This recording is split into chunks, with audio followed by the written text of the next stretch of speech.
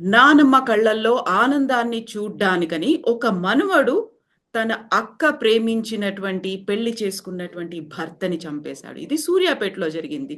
బంటి కులోన్మాదానికి బలయ్యాడు. ఇలాంటి సంఘటనలు ఈ మధ్య కాలంలో కూడా ఎందుకని కనిపిస్తున్నాయి?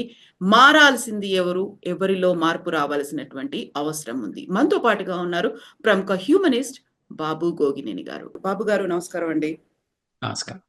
సో బాబు గారు, మనం ఇలాంటి ఇన్సిడెంట్స్ అయినప్పుడల్లా ప్రతిసారి మాట్లాడుకుంటుంటాము. ఒకేసారి నాట్ ఓన్లీ భారతదేశాన్ని, ప్రతి ఒక్కరిని షాక్‌కు గురి చేసినటువంటి అంశం ప్రణయ్ ఇష్యూ. అందులో మారుతీరావు ఎలా చంపేయించాడు అనే దాంతో పాటుగా రీసెంట్‌గా కూడా జరుగుతున్నటువంటి ఇష్యూస్ అనేవి ఒక అలార్మింగ్‌గా అనిపిస్తున్నాయా? లేకుంటే కొంచెం ఏదైనా మార్పొచ్చింది అనిపిస్తోందా?